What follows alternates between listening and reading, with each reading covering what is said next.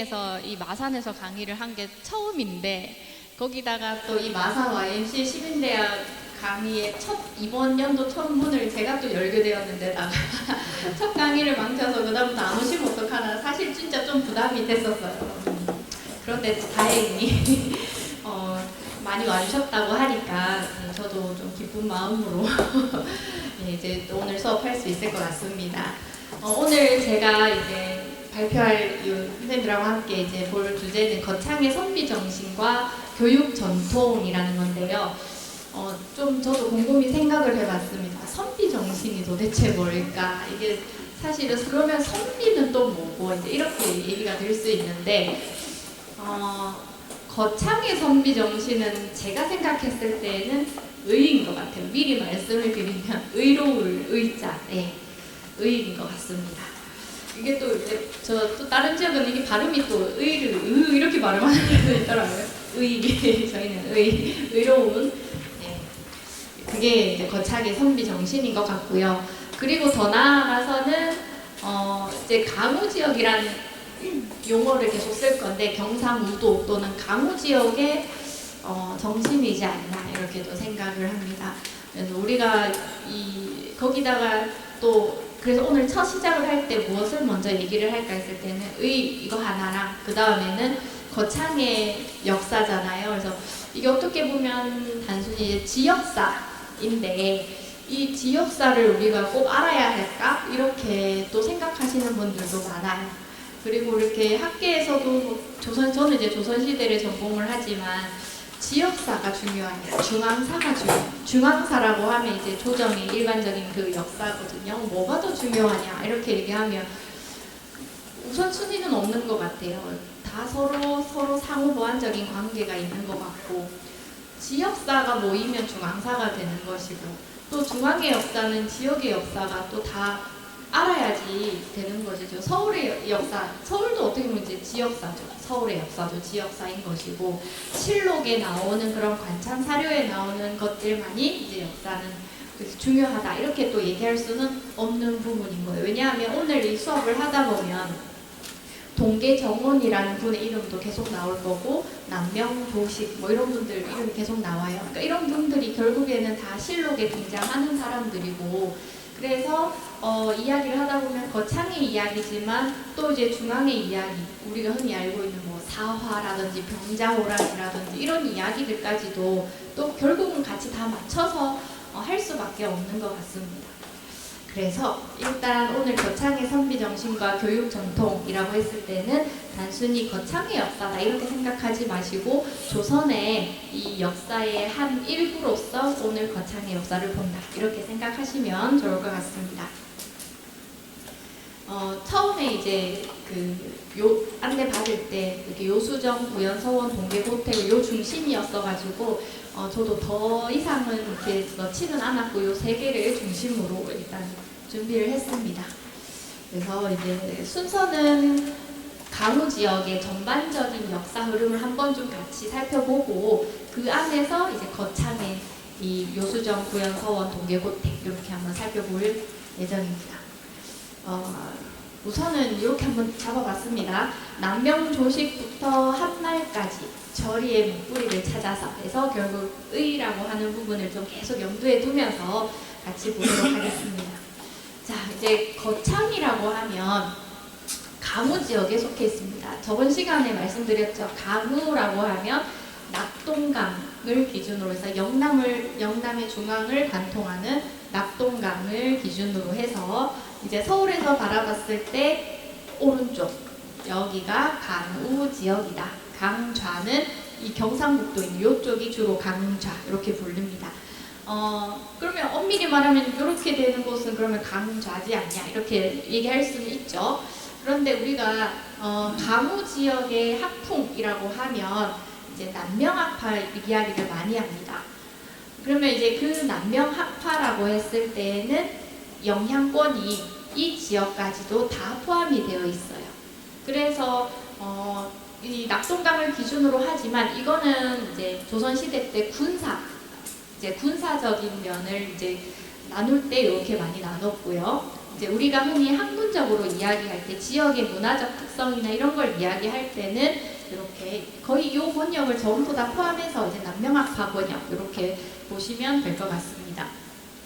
그래서 여기는 우리 저번에 봤죠. 1501년부터 이제 나이가 같은 남명과 태계가 나이가 같았죠. 그래서 여기에서는 남명, 여기에서는 태계가 이제 활동하면서 각각 태계학파, 남명학파 해서 아울러서 영남학파 이렇게 이제 되겠습니다. 그 영남학파는 조선시대로 치면 이제 동인, 흔히 이제 동인, 서인, 남인, 북인은 이제 들어보셨죠. 동인 이렇게 처음 시작은 동인에서 이제 시작을 합니다. 더 거슬러 올라가면 이제 살인파라고 하는 이제 그 김종직부터 시작하는 살인파의 계보를 따라와서 영남 지역의 태계학파, 남명학파 이렇게 형성이 되겠습니다.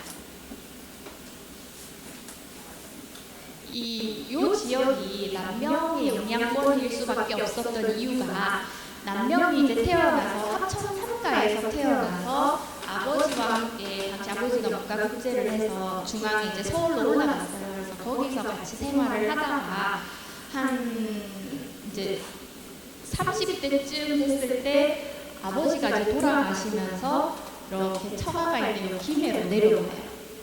그래서 여기에서 이제 생활하면서 산해정이라고 하는 걸 짓고 또 후학을 양성하고 이제 그러면서 이 일대에 이제 학자들이 또 이제 전국에서 서울에서 생활하는 동안 이제 알고 지냈던 친구들도 한 번씩 찾아오기도 하고 그리고 이제 제자들도 여기서 이제 산해정으로 모여들기도 하고 그리고 또 그 당시에 요 바로 옆에 밀양은 전필제 김종직이라고 하는 분의 외가댁이 여기였거든요. 그러면서 여기에도 나름 이제 김종직을 따르는 그 살인파들이 또 많이 살고 있어서 학문적인 영향력도 이제 많이 강했던 그런 곳이었습니다.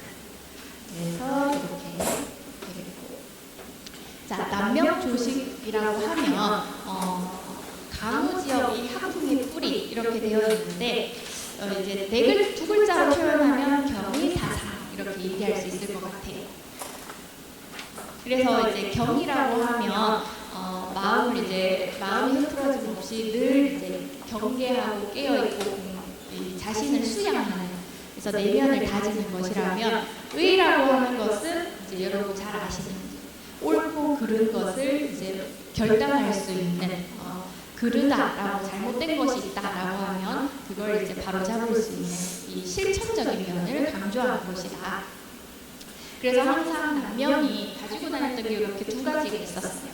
성성자라고 하는 방울이고요. 이거는 경의 검이라고 하는 거예요.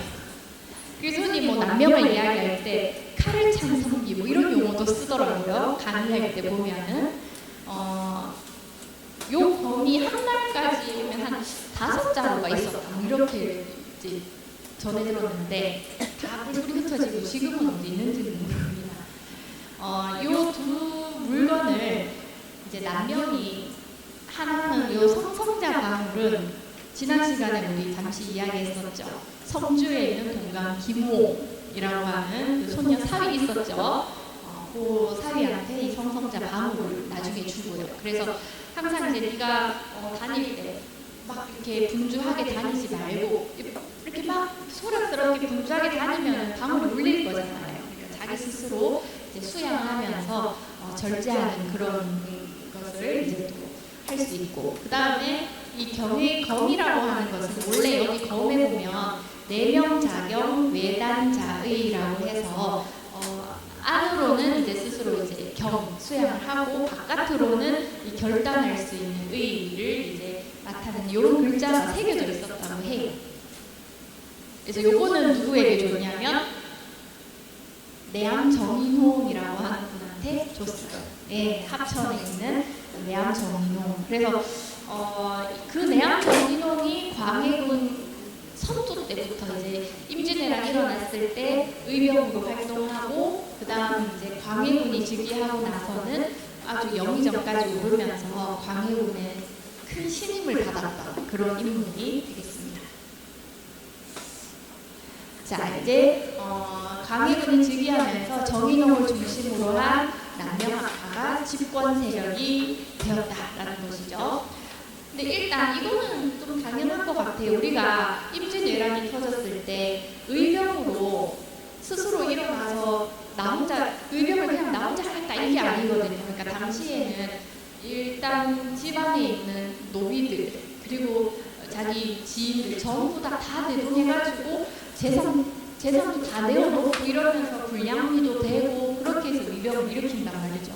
그래서 목숨을 걸고 전쟁터에 나가서 싸우고 그러면 전쟁이 끝나고 나면 당연히 그 전쟁에 대한 공을 인정을 받고 공신책봉이 이루어지고 이제 그러면서 또 벼슬길로도 나아갈 수도 있고요.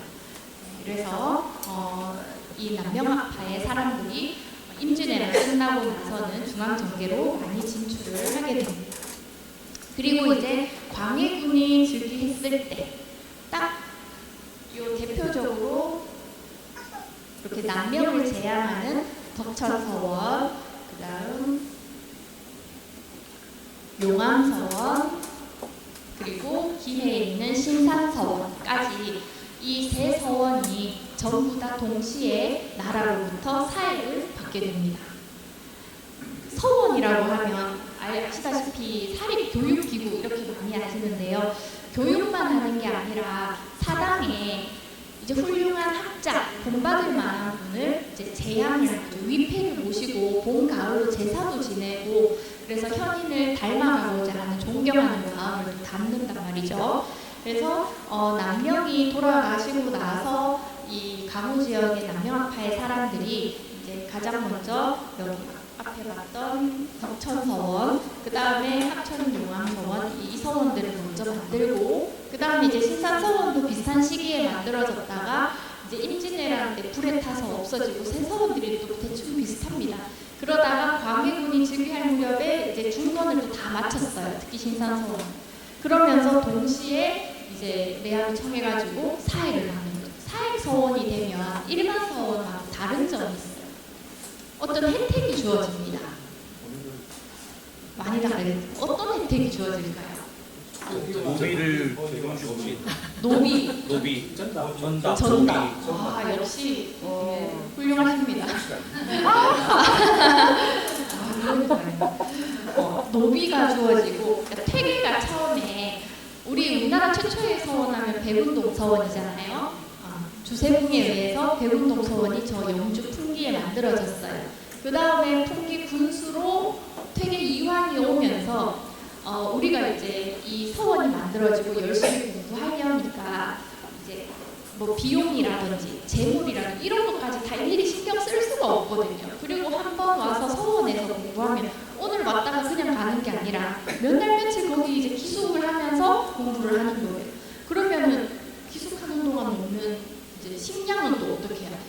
그러니까 그런 것들을 다 보조해 줄 수 있어야 이제 우리가 마음 편하게 공부에만 집중할 수 있다 이건 거죠.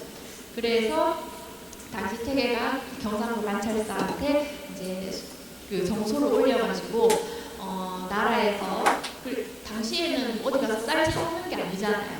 농사 다 지어야 되죠. 그러니까 농사 지을 수 있는 땅도 주시고 그러면 농사 지을 수 있는 사람이 필요한데 노비도 주시고 그리고 나라에서 책을 발행하면 이제 신식 서적이죠. 완전 새로운 그런 서적도 내려주시고 그리고 이제 봄, 가을 제사 지낼 때에는 필요한 재물도 지원을 해주십시오. 이렇게 하는 거예요.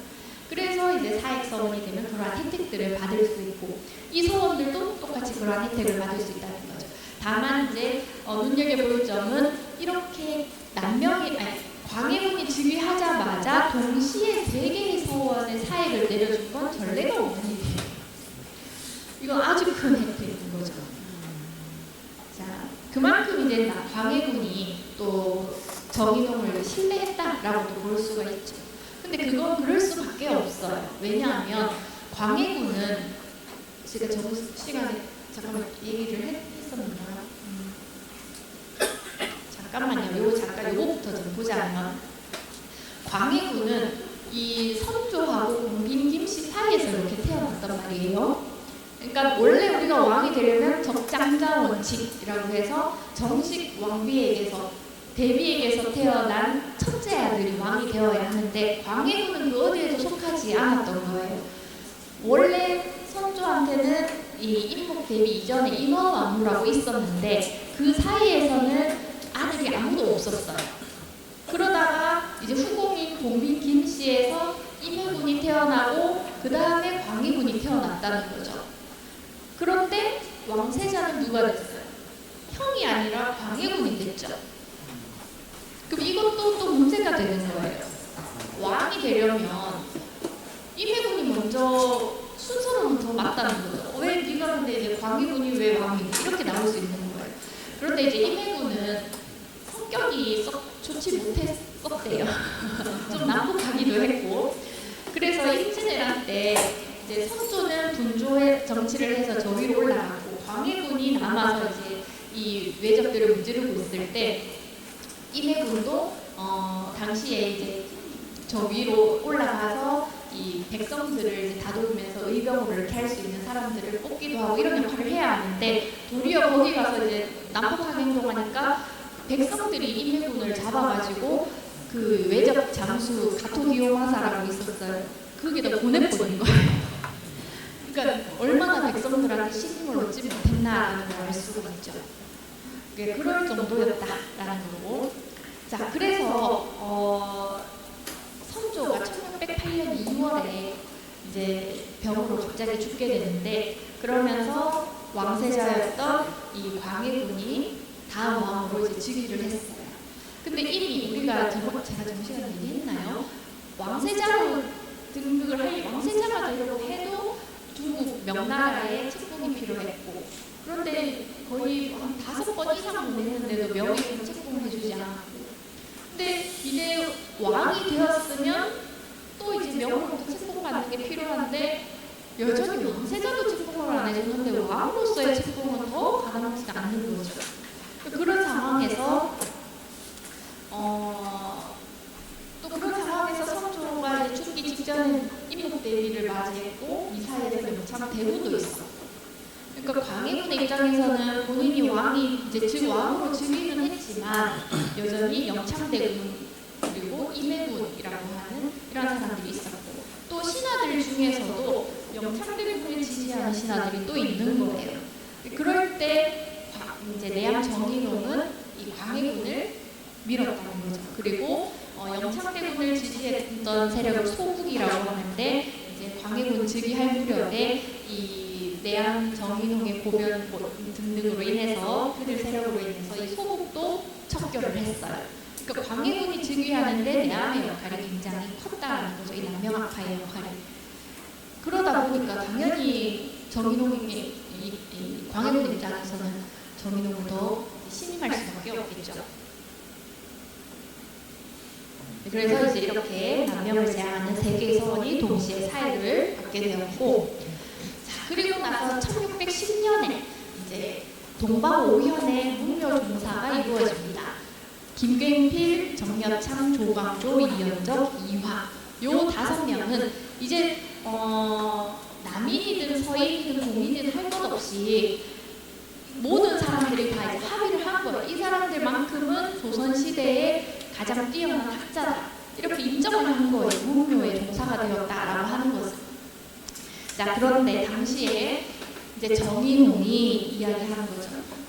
김굉필, 정여창, 조광조는 괜찮아요. 그런데 이제 이연적 그리고 이황을 문묘에 종사한 것이 잘못이라고 비방을 했다라는 것이죠. 그래서 이에 앞서 왕이 여러 번 정인홍을 불렀으나 이인홍이 병을 핑계대고 오지 않자 광해군이 특별히 내의원과 예관을 보내서 문병하고 아프더라도 참고 올라오라고 했대요. 그만큼 이제 신임을 했다라는 것이죠.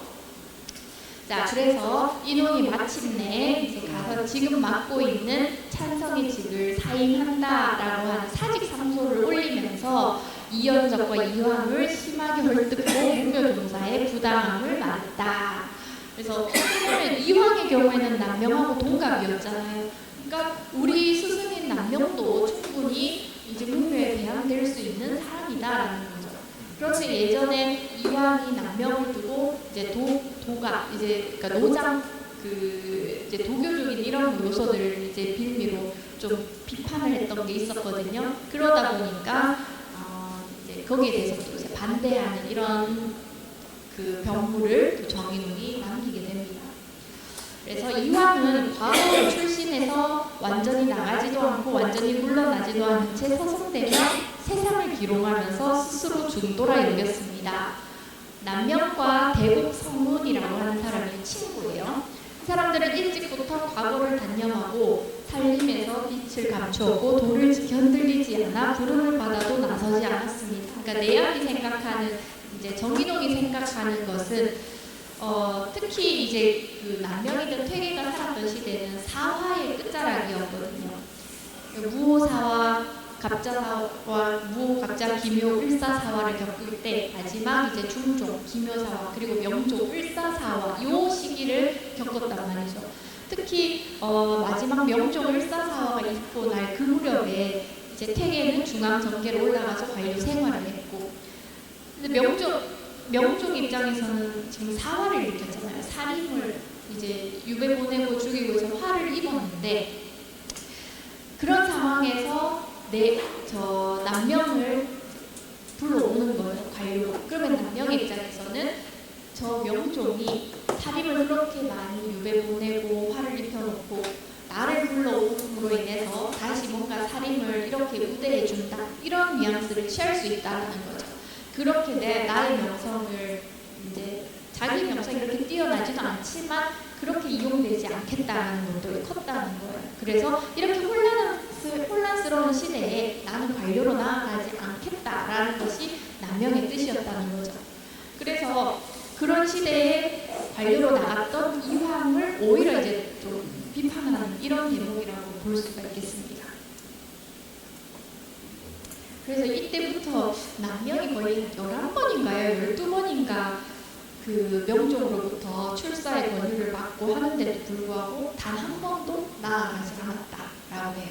그래서 나중에 마지막에는 저 단성 현감으로 하도 안 나오니까요. 바로 옆이 이제 산청 그 이제 아까 저기 있었던 덕천서원 있었잖아요. 거기가 조선시대 때는 진주에 속했지만 지금은 산청이에요. 산청 안에 단성도 있단 말이죠. 그러니까 이제 거기 산청에 산천제를 짓고 거기에서 이제 기거하면서 후함을 드리고 있었어요. 이제 그러니까 이 명종이 그렇게 안 나오면 이제 바로 옆 꼴이 단성 현감으로 그러면은 이제 하겠지 이렇게 생각을 한 거죠.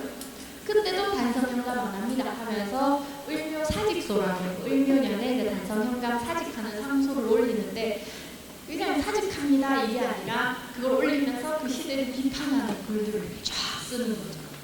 지금의 임금은 아비를 잃은 고아에 불과하고, 또 이제 명종 때 이제 결국 이 사화가 일어나는 것도 그거잖아요. 이게 이렇게 얘기하면 길어지는데 잠깐 여러분 다 아시겠지만 교양 차원에서 그냥 한번 얘기를 하자면, 명종 때 일어나는 마지막 이 을사사화는 이제 중종을 이야기해야 돼요. 중종에게는 부인이 3명이 있었어요. 첫 번째 부인은 단경왕후 신씨. 이 신씨가 이제 연산군의 처조카예요. 연산군 처조카. 자, 그러면 이제 단경왕후 신씨는 본관이 어디다? 거창 신씨예요. 그래서 거창도 부가 됐었어요. 왕비를 이제 배출한 곳이다 해가지고 그런 일이 있었습니다. 단경왕후 신씨. 그런데 이제 종종 반정이 일어났죠. 그러면 연산군을 쫓아내고 종종이 왕이 됐으니 첫 번째 부인이었던 단경왕후 신씨는 어떻게 되겠어요? 그렇죠. 밀려날 수밖에 없는 거죠. 그 다음에 이제 두 번째로 맞이한 부인이 이제 갑자기 생각해. 윤씨. 장경왕후 윤씨예요. 윤씨 부인이 있었어요. 여기서 아들이 한 명 태어납니다. 훗날 인종이 태어났죠. 그런데 이 인종을 낳고 얼마 안 돼서 장경왕후 윤씨가 이제 사문병으로 죽어버렸어요. 그래서 할 수 없이 세 번째로 맞이한 부인이 잘 아시는 문정왕후 윤씨예요. 여기도 윤씨예요. 문정왕후가 또 아들을 낳았죠. 훗날의 명종이에요. 그러면은 이제 문정왕후 입장에서는 인종이 있지만 인종이 왕이 되기보다는 내 아들이 이제 훗날 명종이 되는 내 아들이 왕이 되는 게 더 좋을 것 같아요. 자, 그래서 그 인종이 세자 시절에 아주 그 생명의 위협을 많이 받았어요. 한 번은 뭐 동궁 왕세자들이 머무는 곳을 동궁이라고 하잖아요. 동궁에 불이 나기도 하고 또 실록에 의하면은 어떤 이제 사람이 저주를 부려서 동궁 땅 밑에 죽은 쥐의 사체를 이렇게 묻어놓기도 하고 이제 저주를 하는 거죠. 근데 나중에 뭐 실록에 보면 그렇게 했는 사람이 문정왕후였다 뭐 이런 얘기도 있어요. 그렇게 이제 인종은 왕세자 시절부터 좀 여러 죽을 고비를 많이 넘기고 그러면은 그 인종의 후견인으로 있어준 사람이 자기 외삼촌인 거죠. 대윤, 소윤이라고 불리는 이제 윤임이라고 하는 대윤에 속한 사람이에요. 그 다음에 문정왕후 윤 씨에게도 또 동생이 있죠. 윤원형이라는 사람. 이 윤원형은 명종의 또 이제 최측근이 되는 거죠. 여기가 소윤이에요. 그래서 처음에는 당연히 그 계보상으로 보면 인종이 왕이 되는 게 맞죠. 먼저 태어났으니까요. 그래서 중종이 죽고 인종이 왕으로 즉위를 했어요. 근데 즉위하고 얼마 안 돼서 9개월 만에 병으로 죽게 되는 거죠. 그러면은 인종이 처음에 왕이 됐을 때는 당연히 이제 윤임, 대윤의 일파들이 소윤을 견제하기 위한 여러 작업들을 펼치겠죠. 세상이 정말 이제 평생 갈 것 같았겠지만 안타깝게도 9개월 만에 끝나버렸잖아요. 그러면 이제 명종이 왕이 딱 되고 나서는 윤원형 일파는 대윤을 제거하는 작업에 또 들어가는 거예요. 그 과정에서 살인파들이 화를 많이 입었어요. 살인파는 일단 명분을 중요하게 생각하는 사람이거든요. 그러면은 왕이 되는 원칙이 아까 뭐라고 했어요? 적장자라고 했잖아요. 그러면은 일단 명종이든 인종이든 다 적자는 맞아요. 정식 왕댁에서 태어났으니까요. 그러면 이제 장자가 왕이 되는 게 맞잖아요. 그러니까 살인파들은 장자니까 인종이 왕이 되는 게 맞다. 이렇게 이제 명종 편을 안 들고 인종 편을 든 거지. 이러니까 명종이 왕이 됐을 때는 저 살인파 이거 우리 편 안 들어줬다 이렇게 되겠죠. 그러면서 살인도 같이 화를 입게 되면서 그렇게 이제 을사사화가 일어났던 거예요. 그러니까 그런 시대에 그 뒤를 이어서 태계가 이제 관료로 진출을 했고 이제 남명은 안 나오니까 단성현감으로 이제 명종이 이렇게 주게 되었고 그때 이제 남명이 을묘 사직서를 올리면서 명종은 아비 이름 고아에 불과하고 그리고 저 구중 궁궐에 깊은 궁궐에 저 아녀자인 문정왕후가 득세하면서 이제 정치를 혼란스럽게 한다. 그러면서 명종은 어미폭에 이제 이렇게 폭 쌓여가지고 공부는 하기는 하는가, 활쏘기, 말타기 할 줄 알면 다행이다. 뭐 이러면서 그리고 또 이제 명종 시기에는 을묘외변이라고 해서요. 외인들도 엄청 많이 쳐들어왔던 때예요. 그러니까 그렇게 국가가 혼란스러운 시기에 이렇게 살인파들 화를 입고 정치는 혼란스럽고 이런 시대에 나는 나아가지 않겠다 얘기하는 거죠. 그랬더니 이제 나중에 태계가 남명한테 편지도 한번 써서 보면 둘은 만난 적은 한 번도 없어요. 근데 이제 태계가 편지를 써서 그러지 말고 이 관료로 나간다라고 하는 것이 그러니까 나라에 이제 우리가 공부할 때 나라에 대해서 충성한다라고 하는 게 있잖아요. 그게 그냥 이렇게 막 불의를 못 참고 그럴 때 이제 나아가서 하는 것만 충성이 아니라 이렇게 혼란스러운 시절에 관료로 나아가서 이 정치를 올바른 방향으로 이끄는 것도 나라에 대한 충성이다. 이렇게 얘기를 해요. 나오라고. 근데 이제 남명이 얘기하는 거죠. 나는 세상을 바르게 볼 줄 아는 눈이 없어서 못 나가겠다는 거죠. 그런 이렇게 눈에 좋은 약이 있으면 한지 지어서 보내달라고 그래요. 이게 또 비꼬아서 이제 태계를 약간 좀 비꼬아서 얘기하는 거죠. 그런 일도 있었습니다. 그러니까 이제 내함이 이렇게 얘기하는 거죠. 과거를 단념하고 이제 도를 지키면서 살림처사로 살았다. 이걸 강조하는 거예요. 당시에 이렇게 그 남명 이제 내함이 태계와 해제를 헐뜯으면서 당시 성균관 유생들이 정말 대거 들고 일어났어요. 그래서 이제 보통 성균관에는 생원시, 진사시에 합격했는 사람들이 성균관에 와서 과거 공부를 하는 걸 문과 급제하는 그 대가 시험을 이제 준비를 하거든요. 당연히 내암도 거기서 성균관에서 공부한 적이 있고, 그러면 이제 당시 성균관 유생의 그 명부를 청금록이라고 하는데 거기에는 이제 그 사람들 이름이 다 적혀 있어요. 근데 지금 회제와 퇴계를 헐뜯었단 말이에요. 그 성균관 유생들이 당시에 내암은 학자도 아니다, 선비도 아니다 해서 청금록에서 그 이름을 지어버렸어요. 그리고 일정 기간 성균관을 비우는 이제 나름의 시위인 거죠. 그 공관이라고 하는데 그걸 이제 한 거예요. 그래서 광해군이 나중에 그 실록 말고 비만기 이렇게 나오는데 정말로 성균관의 유생들이 청금록에서 내암의 이름을 지었다고 하더냐 하면서 물어봐요. 내암처럼 훌륭한 사람이 없는데 그렇게 하면 안 된다라고 너네가 얘기하라면서 이렇게 얘기까지 합니다. 자, 그래서 일단 광해군 때 내암의 그 회제, 퇴계, 회퇴변척소라고 해요. 그 사건 하나.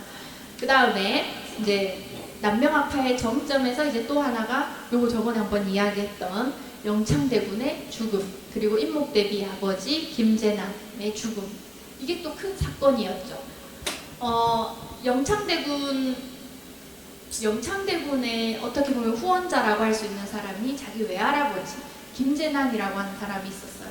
그런데 광해군 즉위하자마자 김제남도 이제 영창대군과 함께 반역을 도모했다라고 해서 이제 영모 사건에 연루되어서 죽게 되고, 임목대비의 입장에서는 아버지도 잃고 자기 형제들도 다 죽게 돼서 이제 다 잃게 된 거죠. 그러다가 나중에 마지막에는 영창대군까지 잃게 되는 거죠. 이렇게 강화 부사 정항이 영창대군이 당시 강화도에 유배되어 있었거든요. 그래서 살해하였다. 정항이 고을에 도착하여 위리 주변에 사람을 엄중히 오지 못하게 금하게 하고 음식물을 넣어주지 않았다. 침상에 불을 떼서 눕지 못하게 하였는데 의가 이제 영창이에요. 창살을 부여잡고 서서 밤낮으로 울부짖다가 기력이 다하여 죽었다. 비록 나이는 어렸지만 대비의 마음을 아프게 할까 염려하여서 괴로움을 말하지 않았고 스스로 죄인이라 해서 상복도 입지 않았다. 이렇게 불쌍하게 여기지 않는 사람이 없었다. 우리가 왕가 사는 남자 참 이제 최근에 엄청 흥행을 했죠. 단쪽만 불쌍한 게 아니에요. 영창대군도 아니 참 영창대군의 나이도 여기 보시면 1606년에 태어나서 1614년에 13년에 이제 개추목사 일어나네요. 그러니까 그러면 몇 살이에요? 8살 이렇게밖에 안 되는 나이예요. 단종은 그래도 12살에 왕이 되었잖아요. 여기는 초등학교 1학년 들어갔을 법한 나이에 갑자기 우리 꼬맹이가 생각이 나네. 네. 밤낮으로 울부짖다가 기력이 다하여 죽었다. 이렇게 기록이 되어 있습니다. 이러니까 이제 결국 인조 반정이 일어날 수밖에 없는 거죠.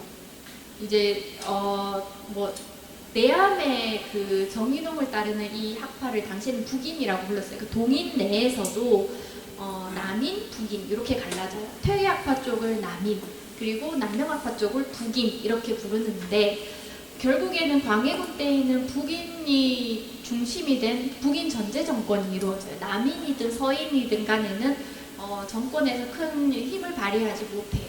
그러던 시기였는데 이런 사건들이 벌어지니까 회퇴변척 사건이 일어났죠. 이건 남인 서인들에게 큰 반발을 다 샀죠. 그리고 영창대군까지 목숨을 잃었죠. 그래서 또 그것도 있죠. 아까 임해군 잠깐 있었는데 임해군도 결국 영모 사건에 연루돼서 강화도로 유배 갔다가 죽어요.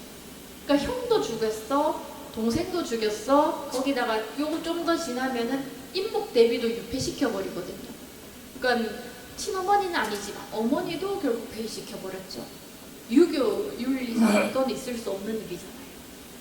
그런 것들이 이제 다 연루가 되어서 반정이 일어나게 됐다. 당연히 이제 영창대군 이 사사 사건은 당시 북인들 내에서도 이 북인이 분열되는 계기가 됐어요. 그러니까 내암 정인홍을 따르는 이제 요 계통에서도 영창대군도 죽이고 임목대비 유폐해야 합니다 하는데 찬성했던 북인들을 대북이라고 또 불러요.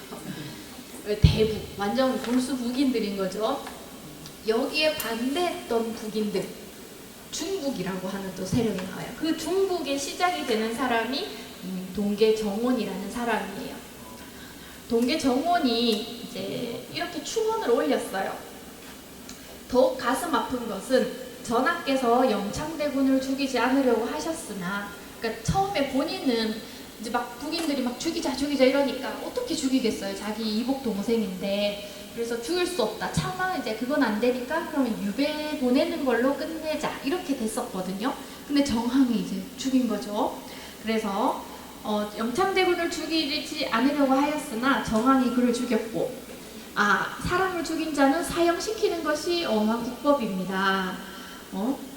죄 없는 평범한 사람을 죽여도 용서할 수 없는데 하물며 임금의 동생을 죽인 자는 더 엄하게 해야 되지 않겠냐라는 것이죠.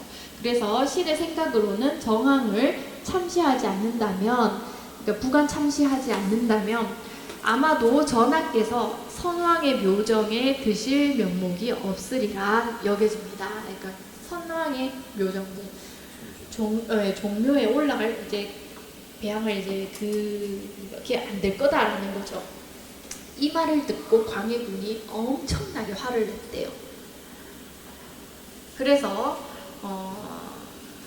이렇게 시는 두려운 마음을 이기지 못하고 삶과 죽음을 무릅쓰고 아랩니다 이렇게 얘기를 하죠.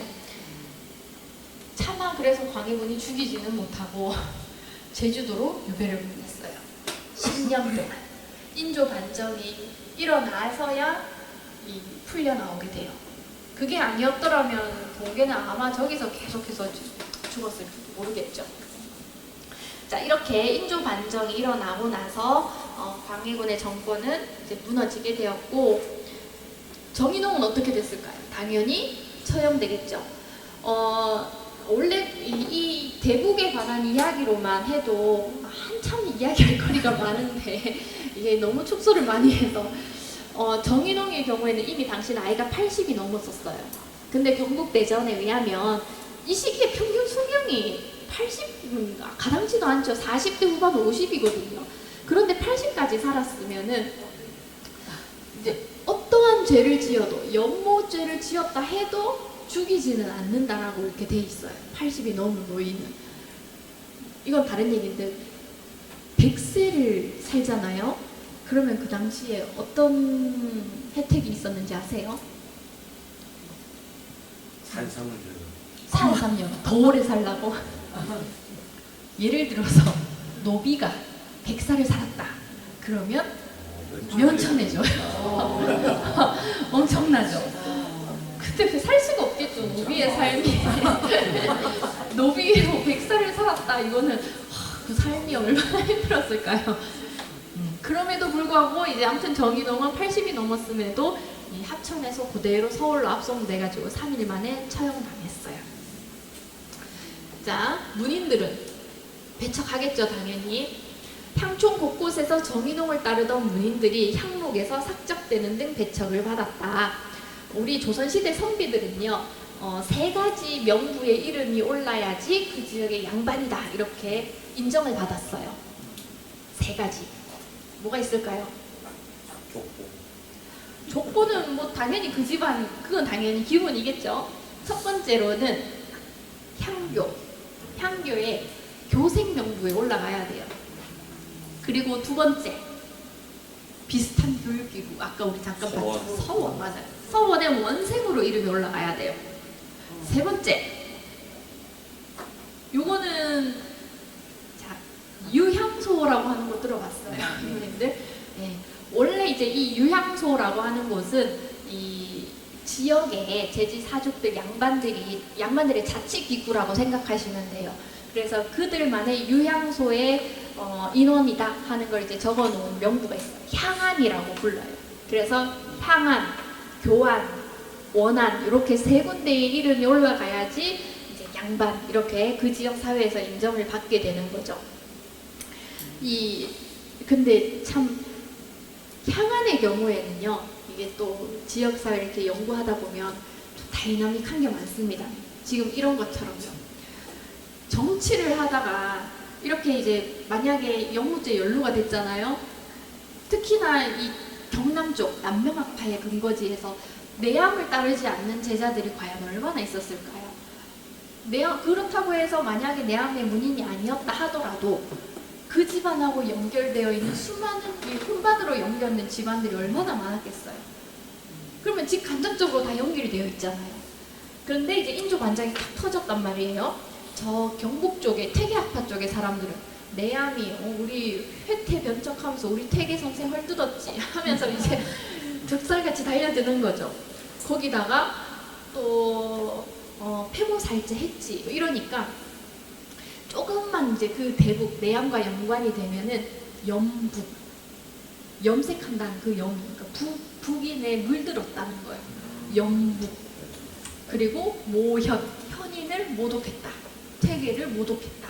해가지고 향촌 사회에서 살아갈 수 없게끔 만드는 거예요. 이제 낙인을 그렇게 찍는 거예요.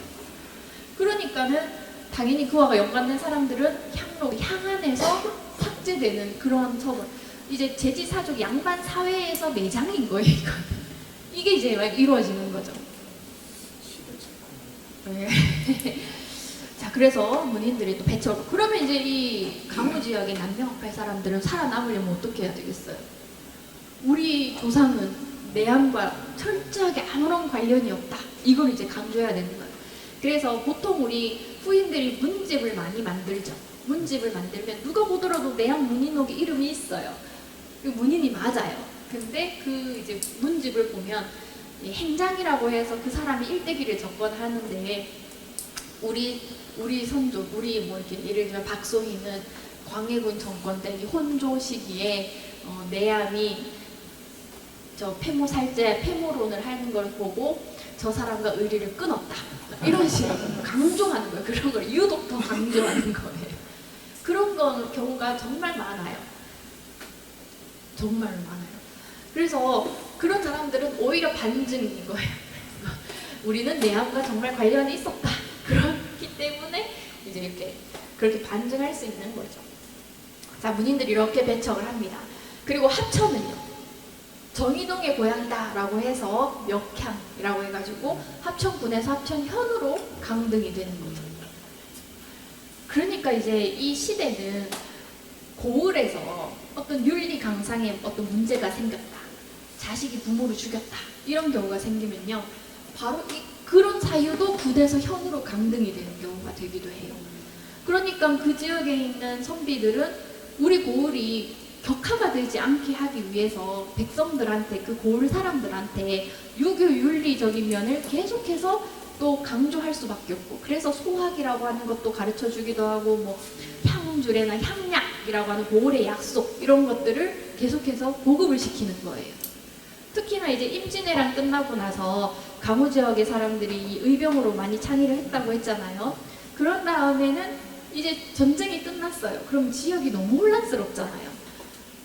막 죽은 사람들도 많고 당연히 사회 질서도 문란해지고 범죄도 많이 일어날 것이고 그래서 향약 보급을 더 많이 해요. 고을의 이제 유교적인 그런 이제 고을의 약속 이걸 더 강조하는 거죠. 자, 그래서 그리고 아까 향안 얘기를 잠깐만 더 하자면 이렇게 삭정을 하기도 하고요. 나중에는 우리 인조 반정 이후가 되면 서인, 남인의 대립이 엄청나게 심해져요. 이제 살아남은 세력은 서인, 남인밖에 없잖아요. 율곡 계열의 이제 송시열 학파 쪽으로 가는 이제 서인, 그리고 태계 학파 쪽의 남인, 이 두 세력이 정치의 두 축을 이루는데 이제 이들이 서원이라고 하는 기구도 서로 경쟁하듯이 짓기 시작을 해요. 서원은 우리가 알고 있는 서원은 공부하는 곳이잖아요. 근데 아까 어땠어요? 광해군 즉위하자마자 남명학파 서원 3개를 동시에 사익을 내려줬죠. 이거는 정치적으로도 서원이 이용이 될 수 있다는 거예요. 왜냐하면 조선시대는 공론 사회라고 해요. 나라에서 어떤 정치적인 현안이 있다. 그러면 이 밑에서 그 현안에 대해서 지지하는 상소를 엄청 올려주는 거예요. 계속해서. 그걸 어디서 하겠어요? 서원에서 하는 거예요. 그러면 예를 들면 광해군 때 이 정의동의 의견을 지지하는 대북의 의견을 지지한다 또는 혜태를 변척하고 남명을 문묘에 종사해야 됩니다 하는 이런 움직임이 있다. 그러면 당연히 남명학파의 서원들은 전부 다 이걸 찬성하는 상처로 막 올려주는 거예요. 상대적으로 저 퇴계학파를 비판하는 상소를 또 올릴 수도 있는 거고. 자, 그러다 보니까 이제 인조 반정되고 남아있는 두 축이 남인과 서인이잖아요. 그러면은 그들이 중앙에서 여러 정치적인 현안으로 갈등이 있다. 뭐 예를 들자면 현종 때 자의 대비 복상 문제로 뭐 상복을 몇 년 입을 것인가 하는 그런 논란이 있잖아요. 그럴 때 서인이 이제 자의 대비가 상복을 1년 입어야 된다 이렇게 주장했다면 남인은 3년을 주장한단 말이에요. 그러면은 서인의 이 서원들은 1년을 지지하는 상소를 계속해서 올려주는 거고 남인들은 3년 상소를 지지하는 상소를 계속 올려주는 거예요. 그러니까 근데 그럴 수밖에 없는 게 자, 우리 생각을 해봅시다. 남명학파든 퇴계학파든 율곡학파든 간에 자, 예를 들면 덕천서원을 예를 들게요. 우리 남명 선생을 제항하는 덕천서원에서 우리가 다 같이 모여서 하나의 스쿨로 공부를 하는 거예요. 열심히 공부했어요. 내가 먼저 과거에 급제해가지고 관료가 됐어요. 자, 그 다음에 내 동문인 내 친구가 또 급제를 했네? 그러면 이제 중앙 관직에는 남명학파의 그룹이 또 형성이 될 것이야. 이게 이제 같이 똘똘 뭉치면 정치적으로 이제 북인이라고 하는 당이 되는 거죠. 퇴계학파도 마찬가지겠죠. 올라가면 학파가 곧 정파가 되는 시대인 거예요, 이 시대는. 그러니까 서원은 당연히 그 정파의 의견을 지지해주는 명분을 지지하는 그런 상소를 올려줄 수밖에 없는 거예요. 자, 그렇게 해서 뭐 얘기하다가 여기까지 왔지? 번으로 강사. 그러니까요. 이제 그렇게 서원이라고 하는 것도 굉장히 또 이제 중요한 곳입니다. 자, 이제 그러면은 정원 얘기를 다시 좀 돌아와서 정원은 목숨을 걸고 상소를 올렸어요. 그래서 제주도로 10년간 유배가 됐단 말이죠. 인조 반정이 정말 천만다행히도 인조 반정이 일어났으니까 제주도에서 풀려나서 나오게 됐어요. 반정 이후에 정호는 자기 스승 그렇다고 해서 근데 이제 내암의 제자이면서도 저렇게 올바른 말은 했지만 내암에 대한 의리를 또 완전히 저버리진 않았어요. 동계는. 이제 내암이 중앙으로 끌려가서 3일 만에 처형을 당했잖아요. 그 시신을 누가 수습하려고 하겠어요?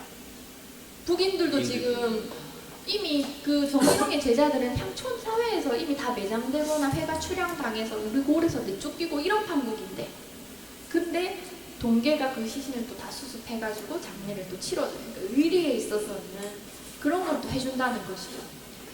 자, 그래서 반정 이후 정호는 그런 대북에 저항했다, 이제 올바른 말을 했다라고 하는 절의의 상징으로 인정받아서 제일 먼저 중앙정계로 북인들 중에서는 제일 먼저 중앙정계로 다시 진출을 합니다. 당연히 강우 지역에 있는 이 남명학파, 잔존한 남명학파의 사람들은 어떻게 되겠어요? 동계 쪽으로 붙어야 되겠죠. 이쪽으로 못 붙으면은 퇴계학파 쪽으로 붙거나 아니면 서인 쪽으로 율곡학파 쪽으로 붙어야 되는데 갑작스럽게 그렇게 가는 건 쉽지가 않죠. 난 누가 보더라도 난 남명학파 사람인데 갑자기 저 퇴계학파에 쓱 끼려고 하면 끼워주겠어요? 안 끼워주죠. 그나마 이제 동계의 경우에는 남명학파이면서 내암의 제자이면서도 또 중앙정계에서 활동할 때는 남인들과 퇴계학파의 사람들과 같이 활동을 했어요. 그러니까 좀 퇴계학파로 흡수되기도 좀 쉽다라는 면도 있겠죠. 그 외에 뭐 한강 정구 이런 분들도 남명 퇴계 양문화에서 이제 공부를 배웠기 때문에 그 한강을 통해서 이제 퇴계학파로 가는 경우도 꽤 많이 있었습니다. 자, 그래서 정호는 이제 관료 생활로 이렇게 쭉 올라갔고 그 다음에 1636년에 용산 범국회라고 하는 걸 만들었어요. 거창에서. 범국회 하면은 9월 9일 이제 중량절에 하는 건데요. 이 모임은 이제 잔존한 강우 지역 남명학파를 이렇게 규합하는 그런 성격을 또 띠고 있었다. 거기다가 처음에 그 1623년 인조 반정으로 정원이 중앙으로 올라가서 활약을 막 하고 나니까 한 10년 정도 됐어요. 정원이 다시 고향으로 돌아왔어요. 왔을 때 10월에 용암 서원에 동계가 가니까 당시 강우 지역 사람들이 이 동계를 보기 위해서 한 100여 명이나 모였다라고 하는 그런 기록이. 그러니까 그만큼 동계에 관한 이 동계를 보고 학문을 배우고 하려고 하는 사람들이 많았다. 특히나 동계는 그만큼 또 남명학파에게 우호적인 사람이었으니까 본인 스스로가 내한의 원인이기도 했고. 자, 이제 동계의 절위가 정말 빛을 발하는 순간이 이거예요. 1636년 병자호란이 일어납니다. 광해군 이야기를 할 때 긍정적인 면으로 보통 중립외교 이야기를 많이 해요. 그래서 당시 임진왜란 때 명나라가 우리를 도와줬기 때문에 우리도 명나라에 대한 의리를 저버려서는 안 된다. 이게 기본적인 서인 남인의 생각이었어요. 근데 이제 시기상 중국의 상황이 명나라는 지는 태양이라면 이제 여진족, 후금이라고 하는 이 여진족은 새롭게 뜨는 태양이었다는 거죠. 그런 상황에서 명나라를 압박하고 있고, 명에서는 너네 조선도 우리가 도와줬으니까 너네도 도와달라 이렇게 군사를 요청하는 상황에서 광해군의 입장에서는 전쟁이 끝난 지 얼마 되지도 않았는데 또 백성들을 동원해서 보내는 건 쉽지 않다라는 거죠. 그래서 그 백성들 다 전쟁터로 가가지고 죽으면 또 안 되잖아요. 그러니까 당시 강공기부를 이제 시켜서 적당한 상황을 봐가지고 질 것 같으면은 항복해라 이렇게 얘기를 했다라는 것이죠. 자, 그것이 이제 나중에는 이 서인 남인들이 어떻게 오랑캐한테 우리가 항복할 수 있느냐, 머리를 조아릴 수 있느냐 이렇게 되면서 또 반정의 명분이 되었어요. 그러면 인조 반정이 일어나고 나면 당연히 인조는 광해군의 앞선 업적들을 다 부정하는 거예요. 오랑캐한테 굴복할 수 없어. 이렇게 되니까 처음에 일어났던 것이 이제 정묘호란, 두 번째가 병자호란이에요. 당시 이제 이 후금의 홍탈지가 병자호란을 이제 일으키면서 당시 인조와 소현세자는 당시에는 정묘호란 때만 하더라도 저 강화도로 피난을 갔어요. 그래서 다행히 이제 강화 협상을 잘 맺고 형제 관계를 맺었단 말이죠. 우리가 동생, 저쪽이 형. 근데 이제는 뭐 그 관계가 잘 지켜지지도 않았고 여전히 인조는 명나라를 계속 또 따르기도 했고, 그러니까 이제 홍타이지 입장에서는 이 조선이라고 하는 나라가 계속 명하고 친하게 지내면 아직 이 후금은 명나라를 완전히 정복한 상황이 아닌데 후방에서 저 두 세력이 친하게 지내면 나중에는 둘이 연합해서 우리 저 후금을 칠 수도 있잖아요. 그러니까 견제하는 차원에서. 그리고 또 재미있는 일화가 하나가 있어요. 1636년 요 무렵에 홍타이지가 2대 황제로 즉위식을 했어요. 그때 주변에 있는 이 주변국의 이제 왕들한테 다 와가지고 인사를 해라라고 하는 거죠. 그래서 309 고두례를 이렇게 시켰는데 그 당시 유일하게 이제 조선에 사신 2명만 허리를 꼿꼿이 세우고 하지 않았다라는 거. 그래서 일단 인조는 가지도 않았어요. 가지도 않았고 당시에 이 조선의 신하들은 뭐 다른 일로 사신단으로 와 있었던 중에 갑자기 그 행사에 참여하게 되니까 이제 그걸 할 수도 없는 상황이고, 이런 것들이 맞물려가지고 병자호란이 일어나는 거죠. 자, 이 시기에 거의 1636년 12월 1월 넘어갈 무렵 정말 극심하게 추운 시기, 남한 산성에서 50일 동안 고립되어 있는 이때 이제 내부에서는 두 가지 갈래로 또 의견이 나눠지는 거죠. 끝까지 싸우자 하는 김상원, 정원, 이척화파, 그리고 이제 더 이상은 안 된다, 이제 희생은 막자라고 하는 주화파, 최명길의 주화파, 이렇게. 근데 결국에는 인조도 주화파의 의견을 받아들여서 삼전도라고 하는 곳에서 이제 3대 구고두례를 하게 되죠. 요거는 이제 삼전도, 그 당시 홍탈지가 그걸 이제 인조가 항복한 걸 기념하면서 세운 이런 비석이 있었죠. 자, 동계는 당시 그 항복한 것에 대해서 너무 분한 거예요. 근데 어쩔 수가 없죠. 그래서 자결을 시도했고 다행히 이제 목숨은 건진 다음에 이제 고향 거창으로 내려오게 됩니다.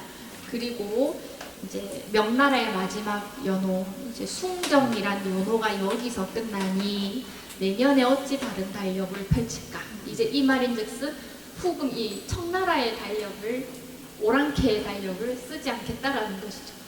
숭정은 끝났음에도 이제 나는 앞으로 이 세월을 바라볼 때에는 꽃과 나뭇잎이 지는 것을 가지고 계절의 변화를 가지고 이 세월이 흘러가는 걸 보겠다라는 거죠. 자, 그래서 정호는 1638년 덕유산 자락의 모리라고 하는 곳에 들어가서 은거했다. 청의 연호를 쓰지 않겠다는 뜻으로 이제 계속해서 숭정 연호를 써나갔다. 이거는 청은 김상원도 똑같이 그랬어요. 이런 사람들이 꽤 많이 있었어요.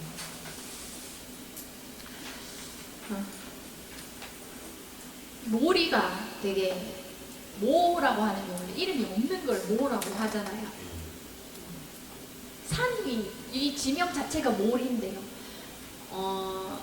모리 구속이라고 해서 동계가 남긴 그 기문 같은 게 하나가 있는데 거기에 의하면은 이제 나라 이미 숭정은 끝났고 본인도 이제 도란을 왔는데 은거를 하면서 이름이 없는 이곳이 이제 자기에게 딱 맞는 곳이다 하면서 얼기설기 집을 지어서 비둘기 집 같다 해서 구소라고 비둘기 구자 써가지고 모리 구소기라고 하는 기문을 쓰는데 그 당시에 어떤 사람이 찾아와가지고 왜 당신은 이제 여기 모리라고 하는 곳에 하필 모리라고 하는 곳에 은거를 하냐? 보통 이 은거하는 사람들은 다 그 은거하는 곳에 지명이 있기 마련인데 왜 뭐 중국의 여러 이제 고사들을 봐도 그렇잖아요. 근데 왜 당신만은 여기 모리라고 하는 곳에 이름이 없냐 했더니 그런 사람들은 이제 그런 만큼 이제 그런 이름이 있는 사람들은 그렇게 해도 된다는 거예요. 근데 자기는 아니다라는 거지. 그러니까 나는 이름 없는 사람으로 그냥 여기 뭐 이름 없는 동네에서 살겠다.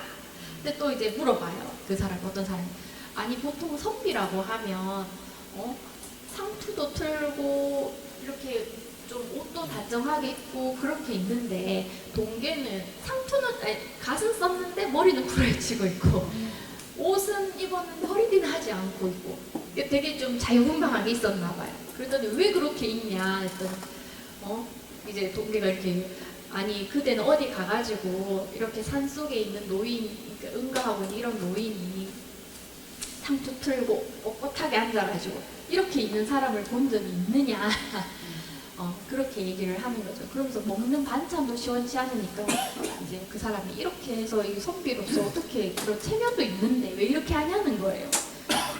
이제 자기는 선비이기 전에 이제는 은거하는 사람으로서 나라에 대한 이게 이 후금 오랑캐라고 하는 이런 사람들에 대해서는 이제 그 시대를 살아가지 않겠다라고 하는 그런 절의의 마음으로 했다 이렇게 보여지는 것이죠. 여기 보시면요, 동계고택이 요 밑에 있어요. 모리제는 이렇게 산 한참 올라가야 돼요. 저도 올 봄에 여기 가봤었는데 정말 차로 올라가기 쉽지 않은 곳이었어요. 길이 너무 꼬불꼬불하고 해가지고 근데 정말 탁 신기하게 이렇게 겨우겨우 중간에 또 이렇게 쇠사슬로 못 들어가게 이렇게 막아놓기도 했거든요. 저희는 당시 문화원에 그 선생님하고 같이 가가지고 이렇게 문을 열고 들어갔는데 이렇게 꼬불꼬불한 길을 지나서 이렇게 정말 아무도 없을 법한 곳에 탁 들어가면은 이렇게 모리제도 있어요. 근데 진짜 되게 경치가 좋았어요. 첫 장면이 딱 들어가면 요 문이 있어요. 이게 화염루라고 하는 건데 가보시면은 참 감탄할 만한 곳이에요. 여기. 그러니까 이제 화엽이라는 게 꽃 화자 그리고 이제 낙엽할 때 엽자. 그래서 동기가 그랬잖아요. 이제 이미 자기 숭정은 끝났지만 자기는 꽃이 피고 낙엽이 떨어지고 하는 그걸 가지고 세월의 변화를 보겠다라고 하는 거. 그러니까 거기서 따와서 화엽루라고 하는 걸. 이거는 1806년에 지어져요. 동계가 있을 때 지어진 건 아니고. 그래서 멀리서 이 사진을 다 찍고 싶었는데 각도가 안 나와요. 바로 뒤에 떨어져요. 그래서 이렇게 들어가면은 이제 이렇게 모리제가 있고, 그러니까 얼마나 동계고택에서 보면 이제 한참 올라가야 되는 거죠. 자, 그래서 우선 여기까지 강호 지역의 당시 상황입니다. 이렇게 좀 보시고요. 남명학파에서 시작해서 인조 반정으로 이제 또 병자호란까지 겪으면서 잔존한 남명학파의 사람들이 동계를 통해서 또 모여 들어갔던 그런 상황입니다. 그다음에 이제 요수정은 지난 시간에 또 얘기를 했었었고, 요수신권이라고 하는 분이 만든 이제 정자였다. 그래서 수승대라고 하는 곳에 이제 위치해 있었죠. 원래 이제 수승대는 신라 백제 사신이 오가면서 근심을 묻는다 해가지고 수송대였다가 태계가 이제 빼어난 경치를 찾는다라고 하면서 수승대라는 이름을 이제 만들어줬다. 이렇게 저번 시간에 같이 봤습니다. 네. 그래서 그 수승대에 있는 강가에 있는 이 요수정은 처음에는 요수신권이 지었다가 임진왜란으로 인해서 지금 현재 자리 이렇게 오게 되었고, 이후에 여기 보시면 2005년에 경상남도 유형문화재로 지정이 됐습니다. 요수정에 가보시면은 벽 안에 기문이 많이 걸려 있어요. 그래서 그 기문들을 보면 이제 후손들이 걸어놓은 것들이 있고, 여기는 거창부사로 당시 왔던 김인순이 이제 지어놓은 안동김씨, 그 세도정치할 때 그 안동김씨 김인순이 지어놓은 요수정기가 또 있습니다. 그래서 보시면 하나는 이렇게 물처럼, 요수라는 게 요산 요수, 그 요수잖아요. 그래서 물처럼 두루 흘러 막힘없는 지혜를 정자의 이름에 담았다고 밝혔고, 그 다음에 칠대손도 임진왜란으로 사라졌던 정자를 다시 세우게 된 사연을 또 이제 기문으로 남겼고, 그리고 부사 김인수는 현감 김인수는 이제 기호 노론의 명승 도봉산 화양동에 견주어서 이 요수정의 격을 이렇게 높여주는 이런 내용을 이제 적어놨다고 합니다. 그래서 기문의 내용을 잠깐 보자면, 우리 선조께서 대남쪽 야천 양지 쪽에 정자를 짓고 요수정이라 하니 어찌 이제 이 요수의 뜻이 평범하겠는가. 물은 요수란 지혜로운 사람의 일인데, 물을 사물로 볼 때 빈 듯이 밝고 맑아서 섞여 흐르면서도 밤낮으로 머물지 않고 흘러가니 마치 지혜로운 사람이 사물을 대하는 것 같고 두루 흘러서 막힘이 없이 온갖 변화에 통달하였다 라고 이제 되어 있었습니다. 그래서 지자, 요수, 인자, 융상.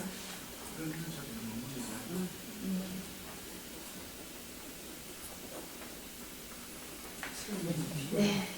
설명이 필요해요? 너무 어렵습니까? 필요 없다. 한자가 그냥 그래서 내려갔겠습니다. 네. 그래서 이제 우리가 정자하면 사방이 트여있고 경관을 감상하고 쉬는 곳 이렇게 보통 많이 알고 있지만, 이런 곳도 조선시대 때에는 또 이제 강학의 공간이 되기도 하고 벗을 만나서 시를 주고받는 교유의 장이 되기도 하고, 이제 또 산과 물을 바라보면서 이제 심신을 수양하는 그런 공간이 되기도 했었다라는 것이고, 이 요수정은 저번 시간에 봤어가지고 좀 짧게 넘어가고요. 그다음에 이제 구연서원. 서원이라고 하면 이제 아까 잠시 얘기한 것처럼 강학과 재향의 공간이다. 모여서 같이 공부도 하면서 또 이제 존경하는 선현을 이제 제사도 지내주는. 그래서 서원이 되려면 기본적으로 사당이 있어야 하고 강당이 있어야 하고, 그리고 강당에 모여서 몇 날 며칠 먹고 자면서 공부하려면은 기숙 잘 수 있는 공간, 동제, 서재가 또 있어야 돼요. 그리고 보통은 또 문 앞에 이제 2층짜리 이런 문루가 또 있어요. 그래서 그 문루에 올라가가지고 바깥 경치를 감상하면서 뭐 시를 짓기도 하고 또 현안 있으면 이제 논의도 하고 하는 그런 곳입니다. 자, 이 구연서원은 요수 신권이 처음에 만들었던 구연제라는 곳에서 시작을 합니다. 네, 그래서 1643년에 안음 출신의 저번 시간에 그 얘기를 하던데, 안음이라고 하는 곳이, 그 수송돼 있는 안음이라고 하는 곳이 지금에는 그 함양, 그리고 거창 요 경계에 있다 보니까 이제 나눠져 있어요. 근데 수승대는 일단 거창 행정구역상으로는 거창으로 이렇게 들어갑니다. 자, 그래서 안음 출신의 임득번, 신권, 성팽년 처음엔 요 세 사람을 제향하는 이제 고을의 현인을 제향하는 사당 향연사로 건립을 이제 시도를 했어요. 그러니까 만약에 이렇게 사당만 있으면은 서원이라 하지 않습니다. 그냥 그건 사당인 거예요. 강화 공간이 같이 있어야 서원이 되는 거죠. 근데 이제 당시에 안음 현감이 향교 인근에 향교가 있으니까 이제 사사롭게 이러한 건물을 건립했다라고 해서 안음 현감이 철거를 해버렸고요. 이 당시에는 사당이든 서원이든 이제 나라의 허락을 받아야 되는 시대였었고요. 향연사 이런 경우에는 서원이면 특히나 더더욱 그랬고 향연사 고을의 현인을 모시는 사당이다 하면은 적어도 이제 현감한테 보고는 하고 지어야 되거든요. 그리고 고을의 이 사람들이 모두가 저 사람을 제향하는 걸 동의를 또 해야 돼요. 서원도 마찬가지예요. 마음대로 우리 손주 훌륭한 분이니까 서원 만들어야지 해서 만들 수 있는 게 아니에요. 적어도 도 내에 있는 유림들이 모두 그 사람 서원 만드는 거 그래 만들 만한 사람이지 이렇게 공론이 모아져야지 서원을 만들 수가 있어요. 자, 그래서 결국 철거가 되었다가 1691년에 역천사우라고 하는 곳에서 이게 나중에 역천서원이 되는데 임득번을 제향하면서 신권, 성팽년을 제향하는 사당으로 이제 다시 만들게 됩니다. 여기 잠깐 보시면 이제 구연서원이 여기 있고 역천서원이 여기 있어요. 아까 임득번을 제향한다라고 했었는데 우리 지난 시간에 그 수승대 이야기할 때 세 개의 그 수승대 제한 명칭 바꾸는 거에 반대를 했던 사람이 있었죠. 갈천 이문이라는 분 있죠. 그 갈천 이문의 아버지가 임득번이에요. 그리고 이제 임득번은 또 당시 일두 정여창 한양분의 그 일두 정여창 문묘에 제향된 분, 그분이 안음 현감으로 왔을 때에 이 지역에서 공부를 또 이렇게 가르치고 할 때 임득번이 또 배우기도 했고. 그러니까 이제 요 지역이 당시 그 갈천 임씨들이 모여 있는 곳이기도 했고 또 특히나 동계 정원의 그 기반도 이쪽에 있었고. 자, 그래서 이곳에 이제 임득번을 제향을 하니까 이제 구연서원에서는 성팽년과 이제 신권만 이제 모시자 이렇게 됐다는 것이죠. 자, 그래서 1694년에 제향을 이렇게 하게 됩니다. 이후에 1731년에 아까 처음에 시 읽으셨죠? 황고신수이라고 하는 분이 이 일대로 이동하면서 노론계 문중서원으로 이제 바뀌게 되었다. 자, 아까 우리가 서원이라고 하는 게 노론계 서원이 뭐야? 이런 게 아까 그 이야기한 거예요. 서원이라는 것이 정치적으로 굉장히 민감하다. 그래서 노론계, 노론의 의견을 지지해주는 또 이런 서원으로 이제 가게 된다. 그리고 1740년에 문루를 만들고 관수루라고 하는 문루를 만들고 1808년에는 황고신수이까지 취향하면서 이제 지금의 모습을 이렇게 이제 갖추게 되는 거죠. 그리고 여기 모리 영당이라고 하는 것은 이제 동계를 모시는 곳이 되는 거죠. 영당. 영당이라고 하면 이제 초상화를 모시는 걸 영당이라고 해요. 이렇게. 그러니까 처음에 들어가면은 여기가 이제 여기가 강당이고요. 여기가 이제 비석이 이렇게 있어요. 그리고 여기가 이제 뒤에 이 사당문이고 여기 관수로 들어가는 문로예요. 제가 저번에 봄에 갔을 때는 여기 한참 공사를 하고 있었는데 아마 아직도 공사하고 있지 않을까 싶어요. 그래서 이제 냉자에 보면 물을 보는데도 방법이 있으면 물결을 보라. 이게 이제 관수루, 물 숫자, 볼 관자. 그러니까 관수는 그저 물 구경이 아니다. 그러니까 요수, 관수 참 다 이제 결국에는 이어지는 거다 이렇게 보면 될 것 같은데. 선비는 이제 자연을 보면서 자신을 또 돌아보고 수양하고 이런 곳이다. 근데 또 저 구연성은 앞에 수성대 그 강이 흐르고 있으니까 직관적으로도 또 물을 본다 이렇게 볼 수가 있을 것 같아요. 시간이 지금 많이 없어가지고 제가 조금 빨리빨리 넘어갑니다. 양해 부탁드립니다. 자, 그리고 이제 동계곡색 한번 보도록 할게요. 절이의 집, 목숨으로 지켜낸 자리, 이렇게 결국에는 의를 이제 강조한 부분이 될 것 같습니다. 자, 요거는 앞에 좀 이야기했던 거라서 간단하게만 볼게요. 이제 이렇게 문가에 구체하고 이제 내암의 민인으로서 영창대군 죽음에 저항이 반대했다가 인주 반정 이후 유배에서 풀려났고 나중에 정자오란 이후에 덕유성 모리로 들어갔다. 근데 이 시대에 자결을 했다라는 거는 정말로 아주 큰 충격이거든요. 정말 손톱 발톱 하나도 이렇게 함부로 깎은 다음에 함부로 안 버렸던 시대인데 자결을 한다라는 게 이제 충이 이제 효를 앞서는 그런 거라고 볼 수가 있겠죠. 나라에 대한 충성. 그래서 요거는 이제 동길의 한 분이 처음에는 아버지 정유명을 정유명 아버지에게서 공부를 배웠고, 근데 이 아버지도 아까 봤던 임득범이라는 분에게 또 이제 공부를 배웠고, 이렇게 계보가 이어져요. 그 지역에.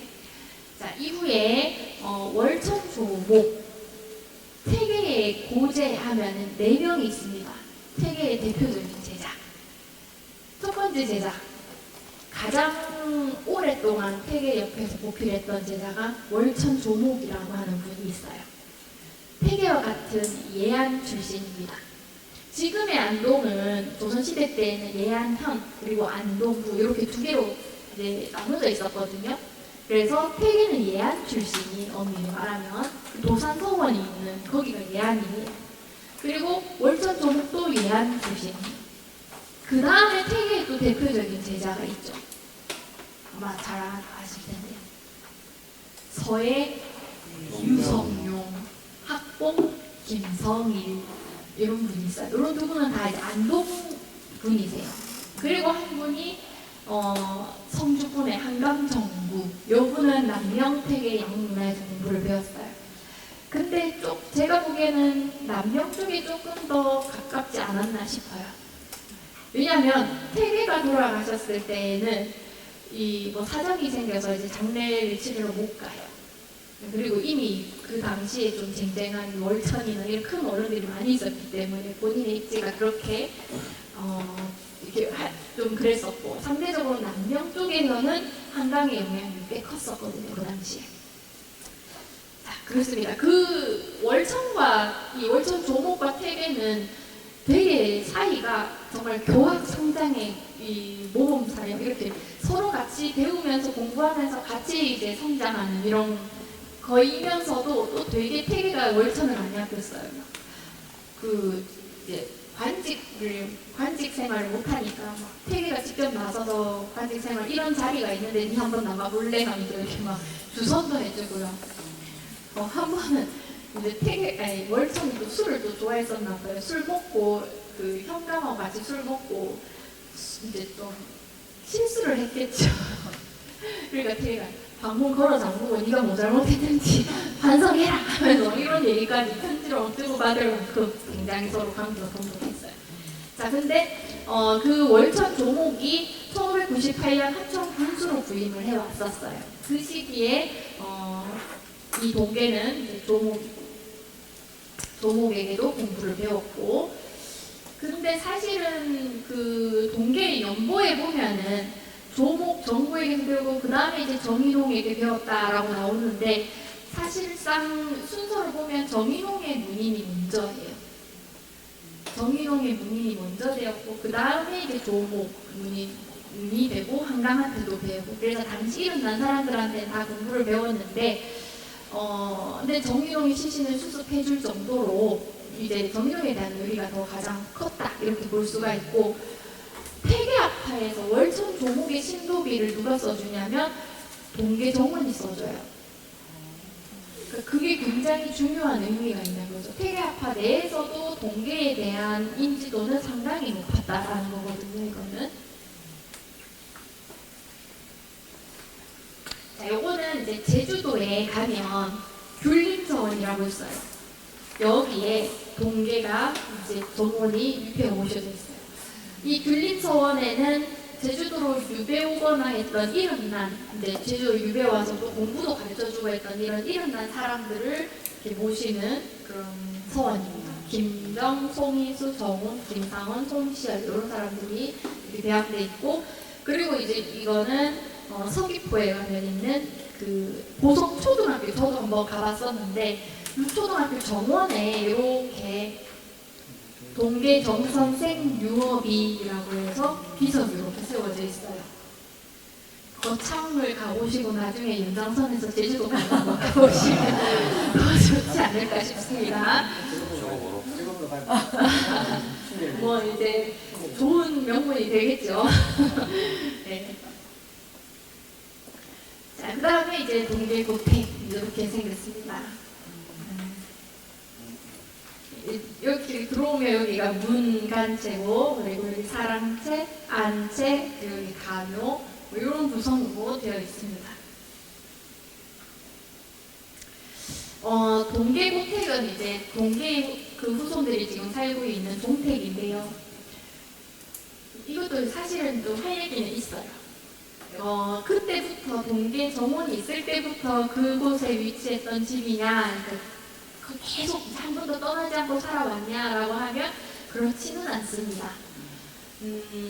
17세기 이제 1600년대 후반부로 가면은 이제 동계가 이제 세상을 떠나고 나서 아까 남명학파의 결집을 해준 인물이 동계라면은 이제 동계가 죽고 나서는 이 강우 지역의 상황도 정말 이제 두 축으로 확실하게 갈라져요. 폐계학파 쪽으로 붙거나 이제 율곡 서인계로 가거나. 이제 그런 상황에서 동계의 고향인 안음이라고 하는 곳에는 서인화가 굉장히 급속도로 이루어져요. 아까 황구 신수위부터 신수위도 물론 이제 해당되는 사항이고, 보시면은 안음 유생들이 갈천 이문 그리고 손무당 이문 형제의 문집 서문을 송시열에게 청한다거나, 아니면 이제 구현서원이 만들어지기도 하고, 그다음에 송중기를 제항하는 성천서원이 또 안음에 만들어지면서 동계의 이제 손자였던 증손자였던 정중원이라고 하는 사람이 안음에서 살다가 어느 순간이 되면 수능으로 이거를 해요. 수능 지금 영주거든요. 이곳으로 아예 이제 거주지를 확 다 옮겨버려요. 그래서 왜 옮겼을까 이제 제가 논문 쓰면서 이거를 이제 분석을 해보니까 당시에 안음의 상황이 이렇더라는 거예요.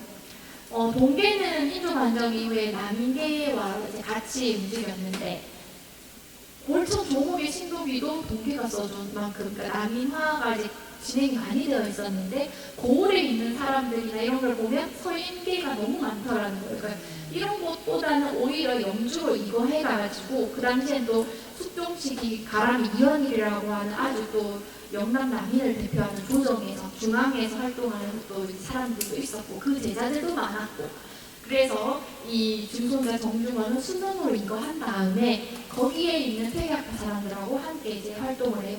그리고 여러분 잘 아시는 도산서원 원장을 역임하고 소수서원의 원장도 역임합니다.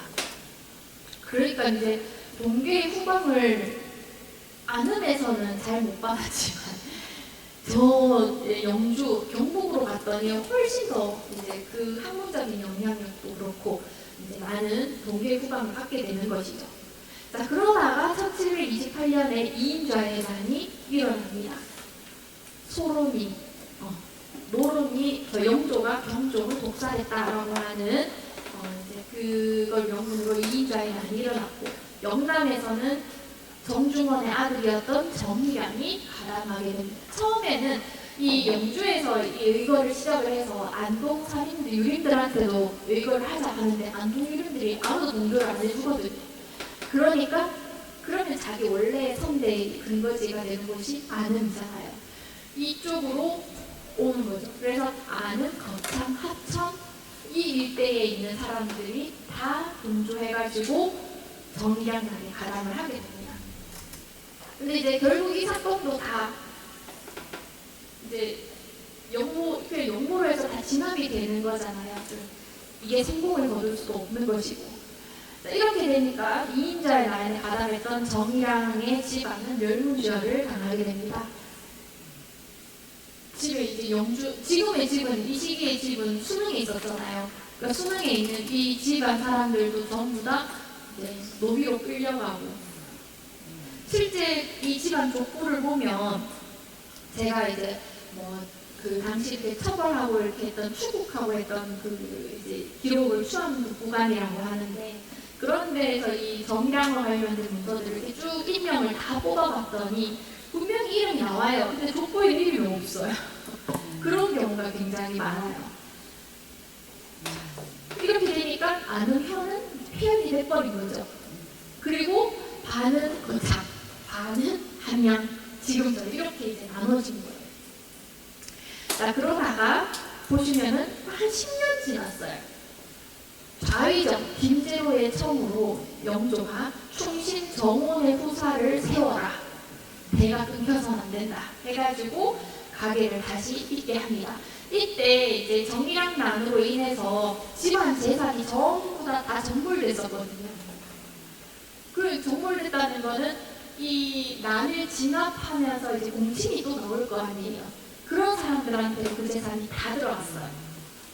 근데 다시 이렇게 이제 후사를 세우라라고 명이 내려지면서 그러면 이제 후손들은 어떻게 됐어요? 그때 관원에 뺏겼던 토지, 재산 다시 돌려주세요. 이제 위토 환급 이제 소송을 걸게 되는 거죠. 자, 그래서 이때 동계 집안에서는 누구의 도움을 받냐면 노롱계 사람들의 도움을 받아요. 안동 김씨, 그 세도 정권한 그 안동 김씨 사람들의 도움을 받아서 노롱계 인사인 김노경, 김정희 형제,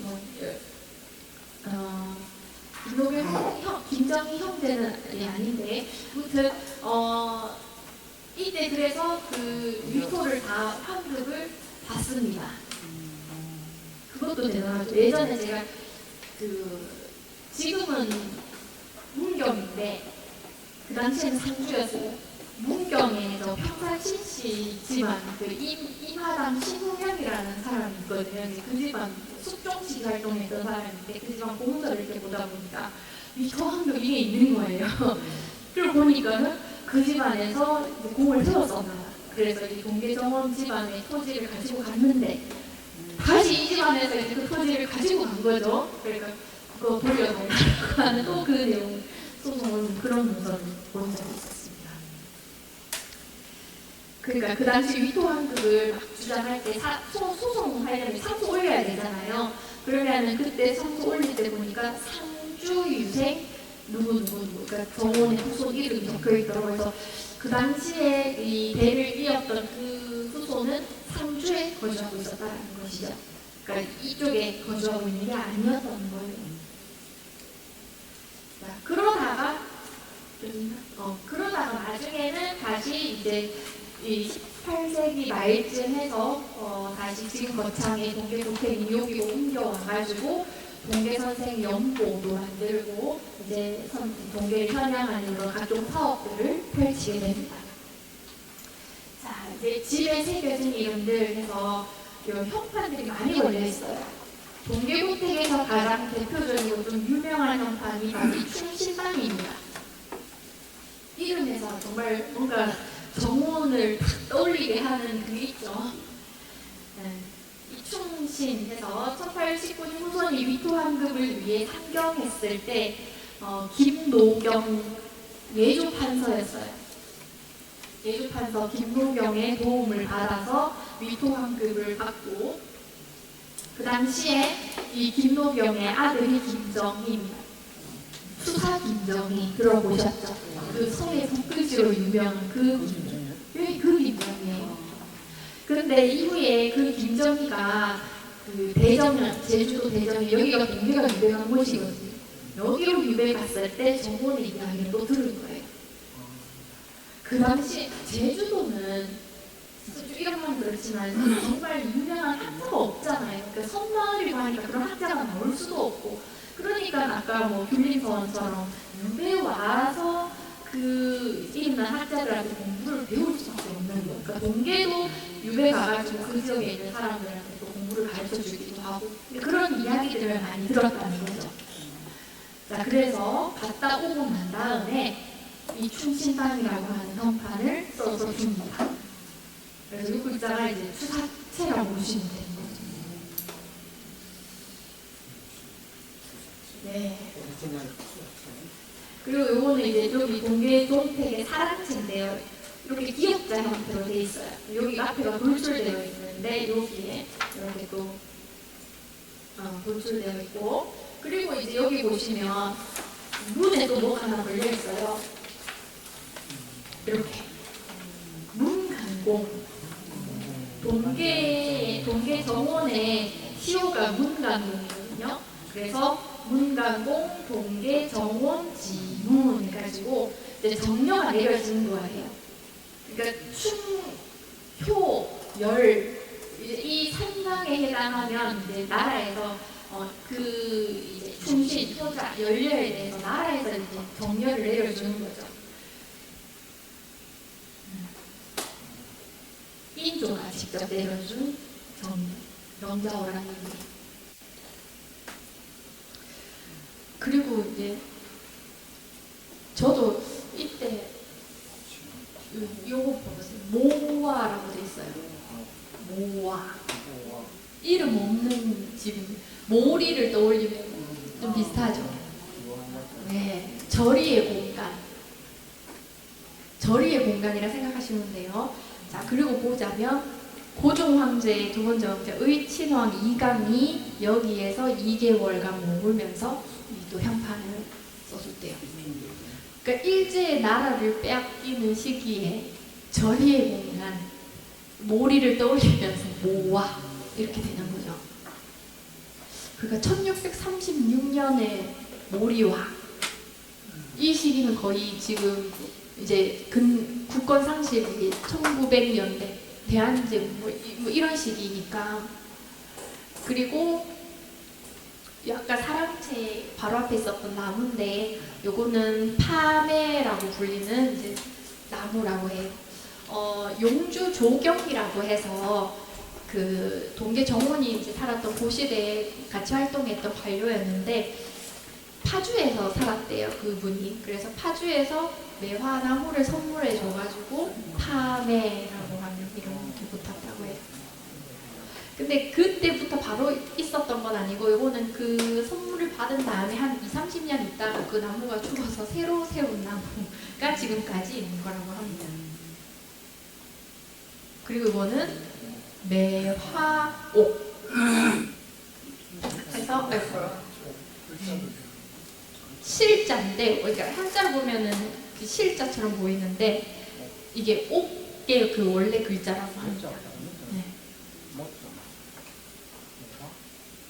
이게 아니 옥이 아니고 제가 알았어요. 매자, 이게 모잖아요. 모처럼 보이잖아요. 근데 모가 원래는 이제 매자의 그 원형이 이렇게 쓴다고 해요. 매 원형. 그래서 매화옥인데 모화옥 이렇게 되는 거죠. 저 찾아봤잖아요. 매자를 모라고 쓰나 하면서 찾아보니까 매 원형이 모 이 글자라고 해요. 그래서 나중에 혹시 동해고택을 가시거든 저런 형판들도 한번 다 살펴보시고, 이제 마지막 시간이 벌써 됐나?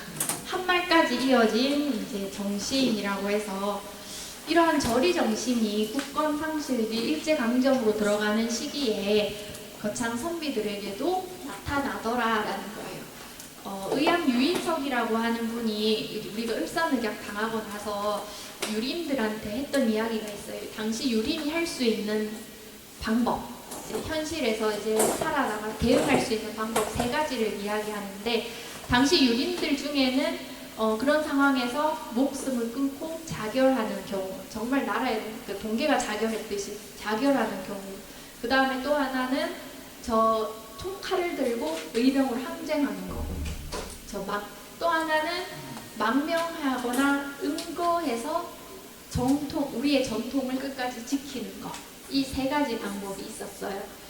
근데 이제 거창의 선비들 중에는 그러니까 그러한 세 가지 흐름, 물론 이게 딱 명확하게 이 세 가지가 다다 이렇게 볼 수는 없지만 대체적으로 그러한 유림들의 당시 처변 3사의 이제 길이 있었거든요. 그 중에서 각 당시 여러 많은 학파들이 있었지만 연제학파라고 하면은 연제 송병선, 심석제 송병순 이런 형제들이 자결을 했던 대표적인 인물이에요. 그 제자들 중에 거창분들이 많았어요. 그러니까 강우 지역에서 연제학파의 제자들이 가장 많은 곳이 거창이었어요. 그래서인지 연호 이주환이라고 하는 사람도 실제로 자결을 했어요. 이게 쉽지 않은 선택이거든요. 자결이라는 게. 그리고 또 이제 한주학파라고 하는 뭐 이런 사람들 한주학파뿐만이 아니에요. 아까 우리 저 수순대에서도 이 심석제, 그 송병순, 연제, 송병선 이 사람들 이름 지난 시간에 그 적혀 있는 거 봤었죠. 그러니까 많은 학파의 사람들이 유림들이 당시에 이 동계 정원의 몰이라고 하는 곳은 몰이제는 항상 방문을 했던 것 같아요. 그래서 이곳을 왜 이렇게 방문을 했을까? 요거는 이제 이두훈 고령 사람인데요. 이두훈이 썼던 몰이 기행록에 보면 이런 게 있어요. 발문에 보면 우리들은 태어나면서 다행히 사람으로 태어났다. 그러나 불행하게도 늦게 태어나서 중국의 대일통이 이루어지던 시대에 미치지 못하였다. 이제 아직 숭정을 쓰는 거죠. 숭정 연간으로부터 이미 240년이 지났다. 그런데 지금 우리를 가리켜 대명인이라 할 수 있겠는가? 억지로 그렇게 칭할 것인가? 아니면 실제 일을 따라 이름을 붙이겠는가? 그러니까 이런 걸 보면 사실은 지금 나라가 어느 때인데 아직 명나라를 찾고 있어. 이렇게 생각하실 수도 있어요. 왜냐하면 이제 근대화로 넘어가는 시기니까 새로운 신식 문물이 들어오고 신식 교육이 이루어지는데 여전히 유교를 따르고 대명을 찾고 명나라를 찾고 있고 이런 게 여전히 유림의 사대주의적 인식이다 아니면 보수주의적인 인식이다 이렇게 볼 수도 있습니다.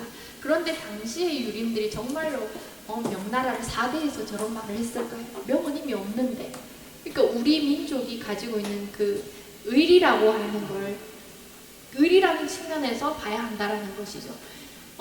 조선시대 때는 명이 망하고 후금 오랑캐라 여겼던 여진족이 들어오면서 나라가 뒤바뀌었지만 지금의 상황은 일본이 들어오면서 우리나라가 이제 뒤바뀌는 거잖아요. 일본도 막 여전히 우리도 옛날부터 일본을 이렇게 좀 오랑캐라 여겼으니까 이제 그런 상황에서 우리도 끝까지 의리를 지키겠다라는 거예요. 일본에게 굴복하지 않겠다라는 거죠.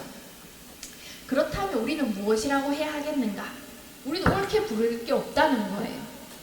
옳게 부를 것이 없다면 모라고 하는 수밖에 없다. 그래서 모라고 하는 것은 이름을 숨기는 것이다. 어찌 나만 그러하겠는가?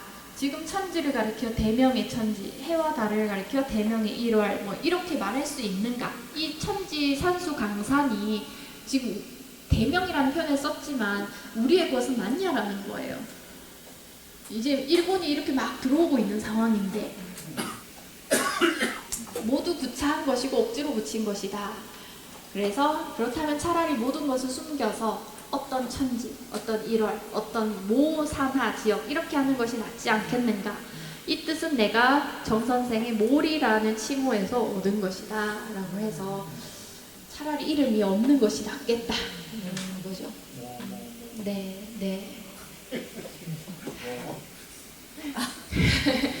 그래서 이제 이거는 그냥 한번 읽어보시면 될 것 같고요. 저는 이제 원래는 조선 후기를 전공을 했지만 요즘은 이제 조선의 유림들이 결국에는 한 말까지 그 계보는 이어져 오잖아요. 학파 이야기하면 결국에는 뭐 태계 남명학파에서 시작해가지고 저 더 밑으로 내려오면 그 계보가 안 끊긴단 말이에요. 그래서 박사 논문 쓰면서 이 계보가 그럼 도대체 어디서 끊어지는 것인가? 종결나는 시점은 어딘가? 이게 너무 궁금해서 요즘에 근대 전환기까지 이렇게 이 유림들을 연구를 하고 있는데 이 시기를 연구를 하면 항상 많이 듣는 얘기가 그 유림들 고리타분한 얘기하고 있고 시대에 뒤떨어진 사람들이고 뭐랄까요 이렇게 복고주의적이고 여전히 왕정을 찾고 있고 이런 사람들을 연구할 가치가 있냐 이렇게 많이 이야기를 해요. 마산이랑 잠깐 얘기를 또 해보자면 여기는 외인들이 또 더 빨리 들어오기도 했고 더 신식 문화나 아니면 그 일본의 문화나 이런 것들이 더 많이 들어온 지역이기도 하잖아요. 또 그런 만큼 신식 교육도 더 많이 이루어지고 사립학교도 그럴 수 있고. 그런데 거창은 강우 지역에서 사립학교의 비율이 제일 적은 곳이었어요. 그 당시에. 그러니까 참 아이러니하죠. 저기는 여전히 선비를 찾고 있고 유림을 찾고 있고 저기가 마치 그 일제시대 때 일본에게 저항할 수 있는 공간으로서 이제 의미를 부여했다라는 것이죠. 근데 그런 사람들을 과연 고리타분하고 여전히 막 옛날 것만 쫓으려고 한다 이렇게 좀 단적으로 바라볼 수 있을까? 뭐 그렇다고 해서 이렇게 완전히 급변하는 이 지역이 뭐 더 잘못됐고 더 발전했고 이런 의미가 아니라요. 그냥 그 시대를 살았던 사람들이 각자의 처지에서 위치에서 저항할 수 있거나 아니면 대응해 나가는 하나의 방편이었다. 그냥 이렇게 보시면 될 것 같습니다. 네, 오늘 제 강의는 여기서 마치도록 하겠습니다. 감사합니다. 네, 질문하실 분 질문해 주시면 됩니다.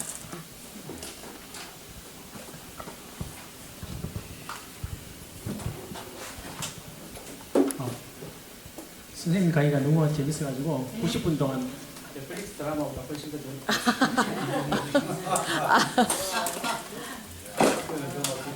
예, 한 가지 질문 드릴게요. 거기 우리 일반적으로 선비의 고장이라면 일반인들 그냥 우리 경성도 말고 다른 데 보면 또 지자체에서 많이 홍보하는 거는 산청 함량은 보통 선비 고장이라고 보통 이렇게 통칭을 하거든요. 거창은 그 사이에 있는 지역이잖아요. 그러다 보니까 이 선비 문화나 아니면 유교 이런 어떤 오늘 우리가 배웠을 때 그런 어떤 느낌이나 결이 조금씩 다른 것 같아요. 예. 예를 들면 산청은 뭐 남영도식 선생님이 대표적이고 함량은 일주 정근 선생님이 있잖아요. 그런데 오늘 거창은 그 아까 이문이나 정원 같은 그런 분들이 계시잖아요. 이렇게 조금씩 결이 다른 이유가 어떤 지형적인 원인이 이었을까? 아니면 어떤 그 나름대로 어떤 학맥이 달랐을까? 그게 좀 궁금합니다. 일단 진짜 거창 산청, 함량 이런 지역은 그렇게 훌륭한 좀 분들이 있으니까 더 그분들을 통해서 이렇게 좀 선비 정신을 그분을 통해서 이렇게 좀 부각시키는 면이 있는데 상대적으로 거창은 면후 곽종석을 조금 띄우기는 했습니다. 왜냐하면 그 파리장서 하면서 또 면후가 나중에 면후는 원래 저 산청 단성 사람이거든요. 나중에 이제 마지막에는 거창에서 은거하면서 여기서 다천 그 인제 여제 만들고 하면서 후학을 많이 양성을 해요. 그리고 이제 파리장서 서명까지 이제 그 주도를 하면서 그래서 거창도 면후를 많이 띄우는데 또 참 아이러니하게 단성도 면후를 또 많이 띄워요. 근데 이게 거창하고 산청, 함량의 선비 정신의 결이 다르다 이렇게 볼 수 있지만 근데 또 한편으로는 거창은 저는 이렇게 생각해요. 제가 이제 근대 전환기까지 이렇게 쭉 내려와 오면서 연구를 해보니까 산청 남명의 핵심 공간 그리고 이제 그 제자들이 거창에 많이 있고 그래서 남명학파의 사람들이 거창에 많이 있었지만 시대가 이렇게 쭉 지나면서 점차 뭐 서인화 남인화되고 그리고 뭐 저 정의량 난까지 겪고 하면서 또 합천 바로 옆이고 하니까 또 타격도 많이 받기도 하고 대북이 또 원체 많았던 곳이었고 그러니까 인조반정 이후에 사실 조금 특색을 잃지 않았나 이런 생각이 좀 들어요. 근데 그러다가 한말 시기가 되면은 이 강우 지역은 저 충청도, 경북하고 이 학파적인 면에서 되게 다른 양상을 보이거든요. 경북 지역은 태계학파가 그냥 쭉 내려와요. 한말까지도 그래서 내려와서 저 상주 하면은 서해 유성룡 무선들이 또 그 개당 유주모 이쪽 계열이 있고 그리고 또 정제 유치명 뭐 이렇게 해서 퇴계학파의 사람들이 각각 또 이제 학파를 이루면서 누가 퇴계의 적전이냐 이런 걸 가지고 좀 논의를 한다면 충청도나 전라도는 뭐 다 율곡학파 계열의 이제 사람들이 주를 이루었고, 근데 이 강우 지역은 인조 반정 이후부터 서인화 남인화가 이루어졌다고 했잖아요. 그러니까 그 계보의 이제 학파들이 한 발로 내려오면 더 쪼갈라지면서 더 다양한 학파들이 강우 지역에 존재하게 되는 거예요. 그러면 율곡 계열에서는 아까 봤던 연제학파라든지 또 아니면 면암 최익현 그쪽 계열도 있고 전라도의 노사 기정진 쪽도 있고요. 퇴계학파 쪽도 그 정제 유치명 그 경북에 있는 그쪽 계열이 있고, 또 성주 쪽에 있는 한주 이진상 쪽도 있고, 또 저 근기남인이라는 성제허점이라고 하는 분이 김해 부사로 또 오거든요. 그러면서 그런 근기남인 계보도 있고, 이렇게 다양한 학파가 섞여 있는 곳이 강우 지역이에요.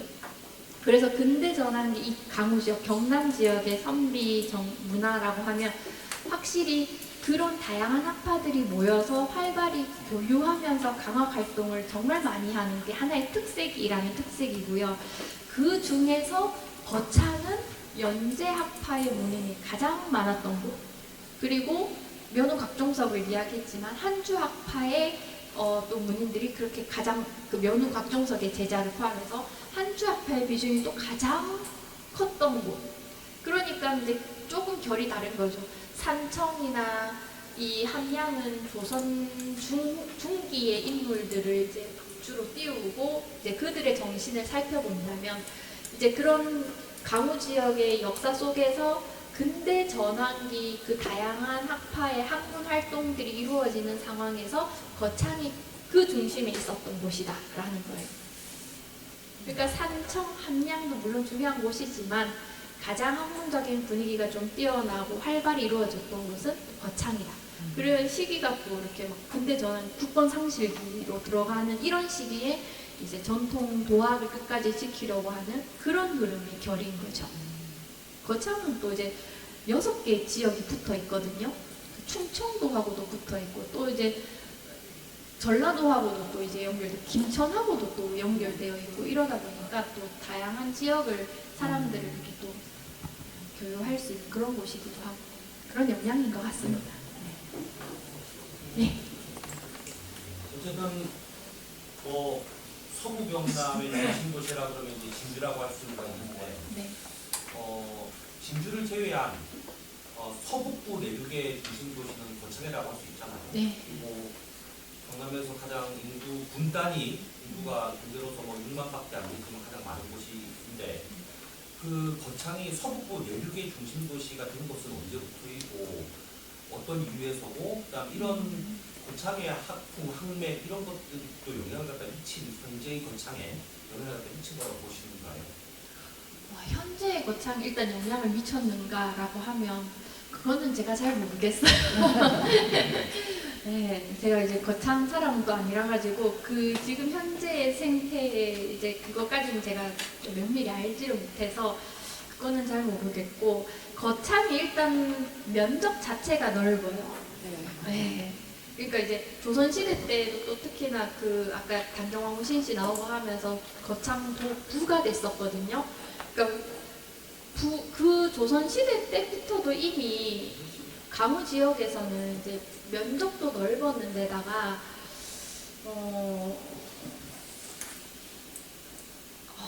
그러면서 이제 그 지역에 좀 조심이 되지 않았나? 그러니까 그 내륙, 그 고기 지역에 언제부터?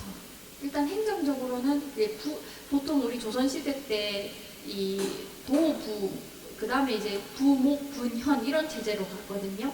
그러니까 이제 부라고 하는 게 이미 조선시대 때부터 이 거창에 붙어진 거니까 조선 중기 때부터도 이미 큰 고을로 알려져 있었다라고 보시면 될 것 같아요. 네. 네, 질문 안 받도록 하겠습니다. 요즘 우리가 네. 조선 때는 자주 가봤는데 네네. 동계 저택하고 우리대 네. 이건 갑니까? 갑니까? 그거는 저한테 물어보시면 가봐야 되겠고 뭐. 네, 일단 그거 아야 정신을 알지 뭐 수선대는 우리 여전히 가고. 네.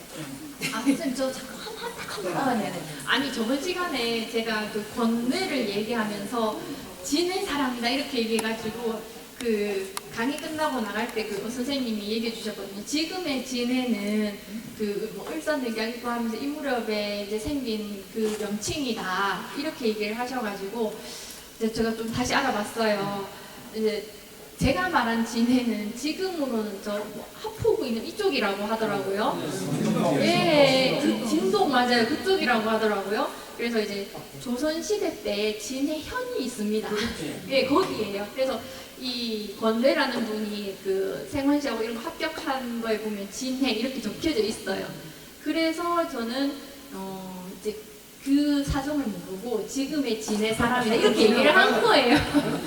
예, 그래서 정정합니다. 네. 네. 박수 한번.